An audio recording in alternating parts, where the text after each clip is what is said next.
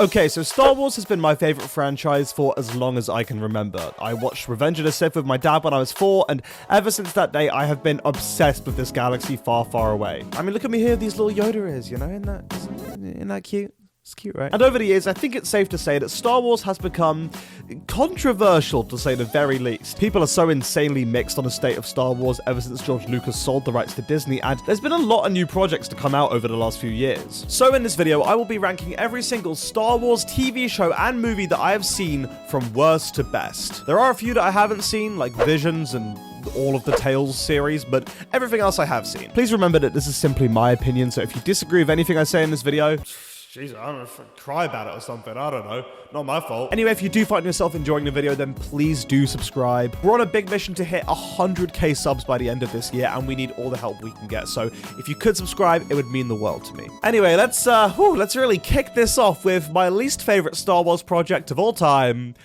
Episode 8, The Last Jedi. The Last Jedi is, to this day, the only movie that brings me genuine, unbridled rage whenever I think of it. I think it's an absolute disgrace to the Star Wars franchise, and insane that it even made it out of the writer's room. Firstly, let me get my one positive for this movie out of the way. Visually, it looks stunning. Rian Johnson is a brilliant director and knows how to make a good-looking film, but in terms of the contents of the movie, there is pretty much nothing that I like. I understand that some people resonate with this version of Luke Skywalker. Okay, I do. But when you fundamentally change the inherent characteristics of the most popular character in fiction, you are inviting people to heavily disagree with you, because I'm sorry, but the same Luke Skywalker who, upon being faced with Darth Vader, a genocidal fucking warlord who has killed thousands, could still see the good in him and sacrificed his own life to bring his father back to the light, would never, even for a moment, consider killing his nephew over a bad dream. It's just not possible. Nothing in this 30-year time skip could have fundamentally changed his character that drastically. I'm sorry, you just can't convince me. Oh, Jesus Christ, I need to calm down. This is why I don't talk about The Last Jedi. I've honestly wanted to make a 4-hour video about my opinion on the portrayal of Luke Skywalker for a long time, and maybe I will, but for now, I don't know, it makes me too angry to think about. And the rest of the movie is just an absolute joke, completely ditching Finn's really cool Stormtrooper to Jedi origin story, just to have him go to a gambling planet and waste screen time with the most annoying character that Star Wars has ever produced is a piss take. And yeah, Rose makes me want to tear my hair out. Her character is so surface level and nonsensically cringe, it's actually crazy that she's real. Admiral Holdo is a stupid character who could have saved like half the movie's conflict if she just actually talked to Poe. Rey's parentage reveal is underwhelming. Rian Johnson kills off Phasma before actually exploring her character, then kills Snoke, the planned big bad of the trilogy, just for shits and giggles, and then kills Luke Skywalker because he overdoses on the fucking Force?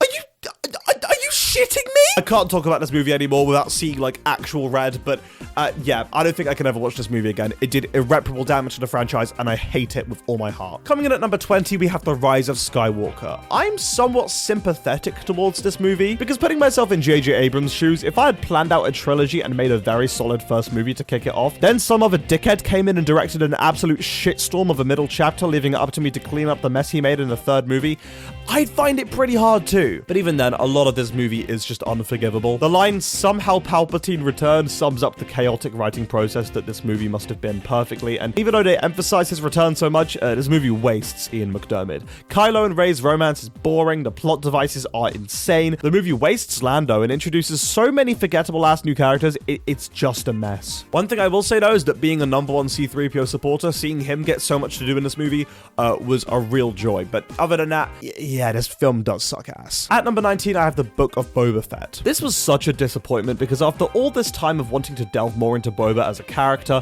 he finally gets his own show, and instead of being a badass bounty hunter, he's a deadbeat, weak old man who lets everyone walk over him. The show had one good episode, being the one with the Tusken Raiders, but everything else was a complete fucking snooze fest. The mods are maybe the most boring characters in the entirety of Star Wars. The cinematography and choreography, especially in the finale, absolutely sucks. And bringing back Cad Bane only to give him 2 minutes of screen time and then kill him off is just crazy. And of course, we can't forget that a third of the Boba Fett show isn't even the Boba Fett show. He just becomes the Mandalorian Season 2.5 because, well, fuck you, I guess. Why would you want an actually good and coherent story when we could offer you Din Djarin and Grogu and Luke Skywalker and Ahsoka and R2-D2? Look at all of these nostalgia keys that I'm dangling in front of you. Oh, pay attention, child. What a waste of time this show is. I don't even have anything else to say. At number 18, we have The Acolyte, a very controversial show, to be sure. Firstly, let me just get this out of the way. The way that the internet and Disney treated this cast is sickening. The blatant racism and misogyny that was present during the entire run of this show was so sad, and the fact that was the main source of negativity surrounding it was just so unfortunate. And yeah, Disney not stepping in and doing anything like they did on the Obi-Wan show, it was just so sad. And I want to be clear that this has absolutely nothing to do with why I don't like The Acolyte.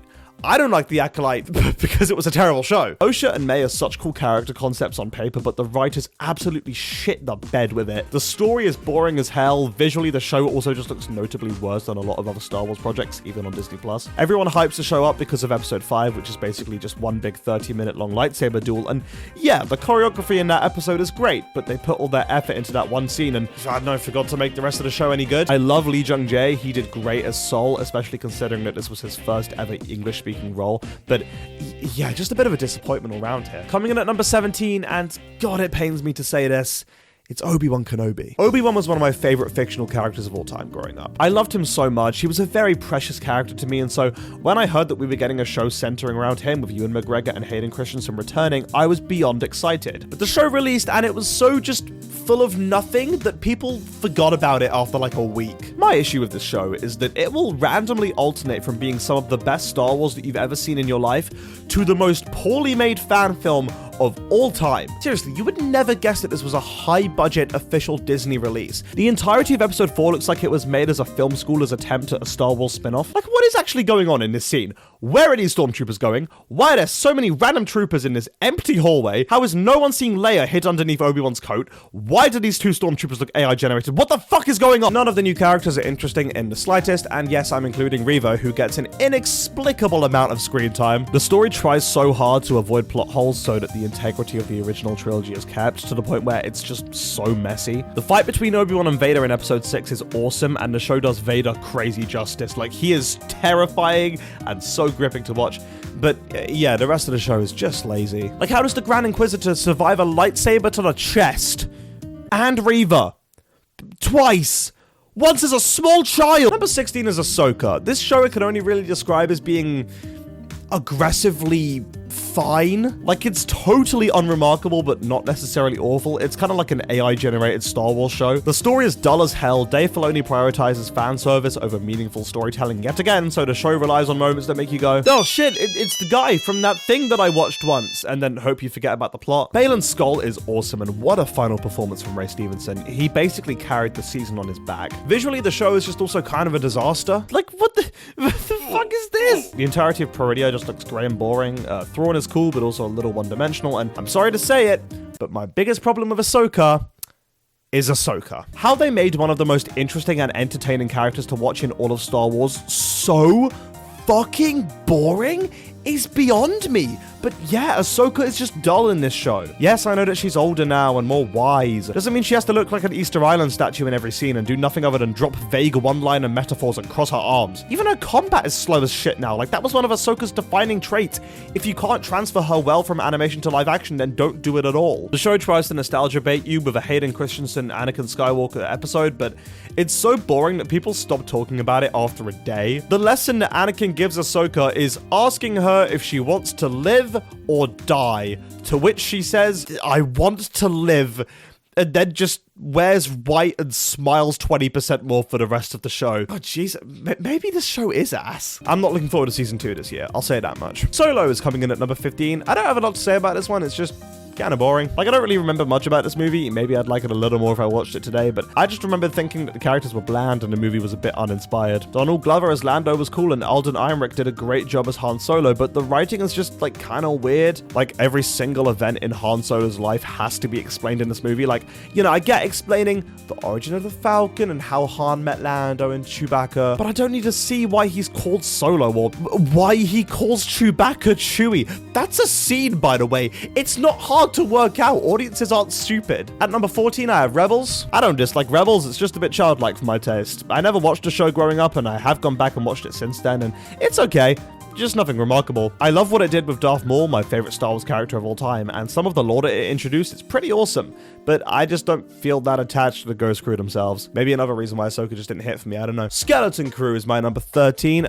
This show is okay. It's a bit forgettable. Jude Law is entertaining, though they could have made a bit more of him, and the story is pretty rudimentary. That being said, it is quite clearly intended for a younger audience, and the kid cast of this movie are all great. Not one bad actor among them. I was very surprised. Fern and Neil were my personal favorite characters, and the droid was awesome too. I just wish there was a bit more to this show, substance-wise, but it's not bad by any means. At number 12, I have Attack of the Clones. Yes, my lowest rated of the 6 George Lucas films. I like this film though. Everything from this point onwards, I like. I just think that Attack of the Clones is probably the least exciting out of the George Lucas films. The first half is cool, but it just moves a little slow for my taste, and there's not a whole lot to pull you in. But as soon as we get to Geonosis, oh baby! George put his entire Luke hussy into that second half of the film. The arena fight is awesome, seeing Yoda in a lightsaber battle was awesome, and the clones in action for the first time is just a core memory. A good film. I would probably just choose to watch any of the other original 6 George Lucas movies before this one. Such as number 11, The Phantom Menace. I really like this movie. It lays the foundation to build up everything for the original trilogy, and I really liked seeing the origins of characters like Anakin, Obi-Wan, R2, 3PO, and of course the beginning of Palpatine's takeover. It's a great movie, shrouded in a lot of existential dread as the Jedi can sense a looming threat, and it makes for a really fun watch. Plus, this movie introduces the best character in all of Star Wars, so that's pretty good. Oh, sorry, no, not him. I'm talking about Ben Quadrinaro. The visual effects were great for the time, although looking back on it now, it's pretty uncanny. And even characters like Jar Jar Binks, I really like, even though everyone hates him. At number 10, I have The Force Awakens. I think when people talk about the sequel trilogy being terrible and a stain on the Star Wars legacy, they unfairly rope The Force Awakens into that, and I don't really think that's right. This movie is actually pretty damn good. Okay, it is kind of in some ways a one-to-one retread of the original trilogy, but I think it's a good way to introduce a whole new generation into the Star Wars franchise. There are some decisions in this movie, of course, that I didn't really like killing Han before we got an OG trio reunion, or Rey being a straight-up Mary Sue, but I did still have a really good time with this film, and whenever I go back and watch it, it holds up. Characters like Finn, Poe, and Kylo are super intriguing here, and I'm sure they won't get completely fucked over in the next movie because Rian Johnson knows nothing about Star Wars and thinks he's all self-righteous, can rewrite the DNA of the franchise. Number 9. We're going through these a little quickly now because it's kind of easier to talk longer about the stuff that you hate than the stuff you liked, but Mandalorian is coming in here. This show might be top 5 if it stopped after 2 seasons. Season 1 and 2 were incredibly well-crafted stories about chosen family. They had their own significant vibe that just captured the world's attention, and Din and Grogu quickly became some of the most beloved characters in pop culture. Then Season 3 happened, and just take every complaint that I've made so far about all the live-action Disney Plus shows and just put it here. I don't dislike Season 3 as much as the average person, but it's really not great. Retconning all of the emotional story beats of Season 2 and genuinely stripping Din Djarin of every single one of his personality traits is insane, and yeah, overall it was just a mess. Don't even get me started on the Jack Black Lizzo episode, man. I don't ever want to think about that again. I wish I was excited for the upcoming Mandalorian movie, but at the minute, with the state that this show is left in, I'm struggling with that. Coming in at number 8, though, we have The Bad Batch. I really like this show, and I think it's super underrated. Yes, there's a little too much filler sometimes, and I don't like the way that the show handled Echo. Echo is my favorite clone, so to see him be basically absent from half of Season 2 and almost all of Season 3 just because they couldn't find a way to write him an arc was disappointing. However, what makes me really like this show is the rest of the cast. D. Bradley Baker somehow creating 5 very distinct and beautifully individual characters by himself is no mean feat, and The Bad Batch really did feel like a family to me. And oh my god, Crosshair's arc is maybe one of the strongest in all of Star Wars? I don't know why Crosshair of all characters got such a compelling arc, but hey, I'm not complaining. And the ending is pretty excellent, especially the epilogue. Great show. At number 7, we're getting pretty high now. We have the Clone Wars. The highs of this show are honestly some of the best in all of Star Wars, like the Mortis arc, the Siege of Mandalore, Fives discovering Order 66, and of course, everything and anything to do with Darth Maul. The way that this show took an afterthought of a character and turned him into, in my opinion, the best written and most interesting character in the whole franchise is nothing short of a masterclass in storytelling, and God, I love Sam Witwer so much. I want him at my wedding. potentially is the groom. However, just like The Bad Batch, the show does have a lot of filler. There are some arcs that you just have to think, do I really have to sit through this? But then you'll get to some of the best animated television you've ever seen and be like, oh, okay, yeah, that was worth it. At number 6, we have Episode 6, Return of the Jedi. What an amazing movie this is. My one complaint is that it's kind of paced a bit weirdly. Like, structurally, it can feel like the Jabba's palace sequence goes on for a little bit too long, but yeah, other than that, it's just amazing. Like, everything to do with Luke, Vader, and the Emperor is just peak cinema, and this movie, just like the rest of the OG trilogy, does wonders for world building and immersion. Basically, everything from this movie is still famous and relevant in pop culture today, and that's a testament to how strong this trilogy is. The entire cast is great, the movie is just lightning in a bottle, and that ending is so emotional. Too bad that somewhere off screen, Luke Skywalker became the kind of person to try kill his nephew over a bad dream, but hey, oh well. For number 5, I've put Rogue One. This movie is really something special. Like, it's so clearly Star Wars, but so distinct and individual at the same time, and if you watch Andor, which I will talk about soon, then it just elevates the movie even more. Felicity Jones and Diego Luna give captivating performances in their lead roles. Ben Mendelsohn as Krennic is fucking golden, and K2SO is still one of my favorite characters in all of Star Wars. I'm not even sorry. Would you like to know the probability of her using it against you? It's high. Let's get going. It's very high. The cinematography of this movie is also maybe the best out of any Star Wars film, and I mean, come on, the Vader hallway scene? That alone elevates the movie to being just one of the best in the franchise. Add everything else, and it's just brilliant. So brilliant that I could even overlook the really dodgy CGI on Tarkin's face. Number 4 belongs to A New Hope. We're at the stage now where everything that I talk about is just basically perfect in my eyes. I don't think I'm exaggerating when I say that this movie is the single most influential, iconic, and important movie in the history of cinema. It laid the foundations for several generations of people to fall in love with this franchise, and if George Lucas wasn't so unbelievably good at world building and somehow making this fantastical sci-fi alternate galaxy so relatable and human, then Star Wars just would have never taken off. But yeah, this movie is perfect because it is so deeply human. Luke, Han, Leia, hell, even 3PO, they're all characters that people can relate to, which was unheard of at the time considering that no one thought a movie like this could ever do that. It's real lightning in a bottle, and I firmly believe that no movie will ever come close to doing what the original Star Wars did. But at number 3, I have my favorite of the original trilogy, The Empire Strikes Back. If A New Hope laid the foundations, then The Empire Strikes Back built a mansion over it. This movie not only expands on the magical world that we were introduced to in A New Hope by adding new planets like Hoth, Dagobah, and Bespin, and even new weird and wacky characters to fall in love with like Yoda, but it also elevated the existing characters to new heights. The struggles of Luke, Han, and Leia are so real and captivating, and at the end of the film, they lose, which I don't know if any film had actually been brave enough to do prior to this point. And the I am your father twist will always be the greatest twist in cinema history. Nothing will ever top it. It's just perfect. God, I love this movie. It's incredible and a true testament to the greatness of this franchise. Time for the top 2 now, and we're starting with Andor. It just has to be, doesn't it? If you would have told me as a kid that a Disney Plus live action show about Cassian Andor would not only be arguably the best piece of Star Wars media ever made from a technical standpoint, but also one of the greatest shows in television, I would have actually laughed in your face and told you to fuck off. And yet, here we are. It's hard to put into words how good this show is.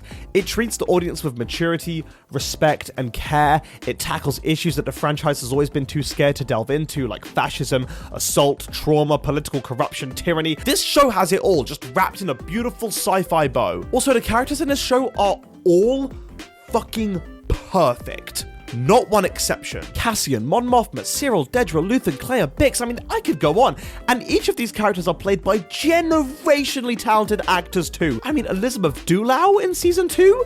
Are you kidding? Stellan Skarsgård, Carl Soller, Denise Goff. This show is so good, it actually makes me want to strangle someone. I was blown away by season 2 and honestly still am. What a captivating and beautifully crafted TV show. My hat goes off to Tony Gilroy and everyone else involved in the creation of this thing. And it comes close to claiming number 1, but not quite, because that spot is always reserved in my heart for Revenge of the Sith. This movie was not just the first Star Wars film, but the first film that I ever truly loved. It is just beautiful from start to finish, and yeah, I might have a pretty extreme nostalgic bias to this one, but fuck it, I don't care. It's my list.